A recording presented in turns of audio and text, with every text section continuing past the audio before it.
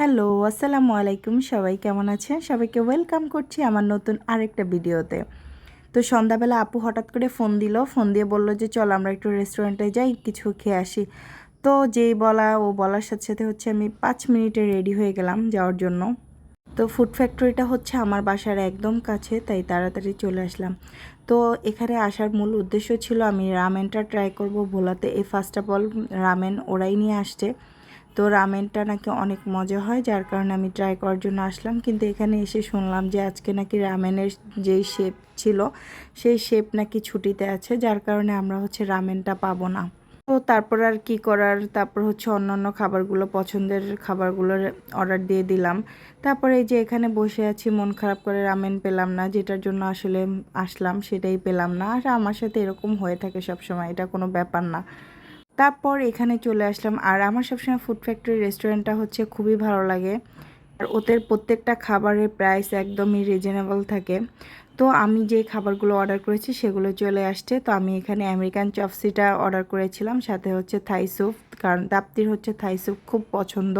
সে Thai soup ছাড়া কিচ্ছু বুঝে না। তো তারপর হচ্ছে সাথে ছিল চিকেন ললিপপ।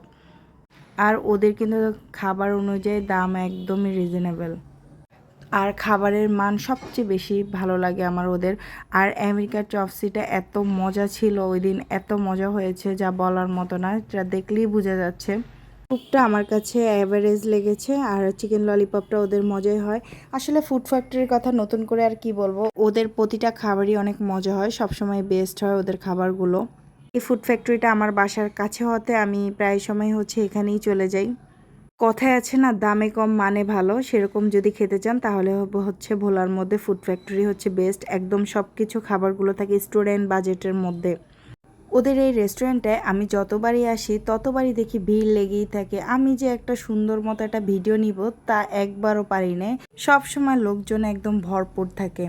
এরপর আমি চলে আসলাম আমেরিকান চপসিটা ট্রাই করার জন্য। আর এটা এত মজা ছিল, অনেক দিন পরে হচ্ছে আমি এই চপসিটা ট্রাই করতেছি। এর আগে আমি যতবার আসছিলাম নাচোস খেয়েছিলাম, ওদের নাচোসটা একদম বেস্ট। ভোলার মধ্যে আমি বলবো যে ফুড ফ্যাক্টরির নাচোসটাও খুবই মজা হয়, তবে আজকে আমরা আমেরিকান চপসিটা নিয়েছি, যার কারণে হচ্ছে নাচোসটা নেওয়া হয়নি। তো আজকের ভিডিও এ পর্যন্তই। যে যেখান থেকে আমার ভিডিওটি দেখছেন তারা লাইক কমেন্ট শেয়ার করে দিবেন। আর যারা হচ্ছে আমার ইউটিউব চ্যানেল থেকে আমার ভিডিওটি দেখতেছেন তারা হচ্ছে আমার চ্যানেলটিকে সাবস্ক্রাইব করে দিবেন। পরবর্তী ভিডিও দেখার জন্য সবাইকে আমন্ত্রণ রইল। সবাই আল্লাহ হাফেজ।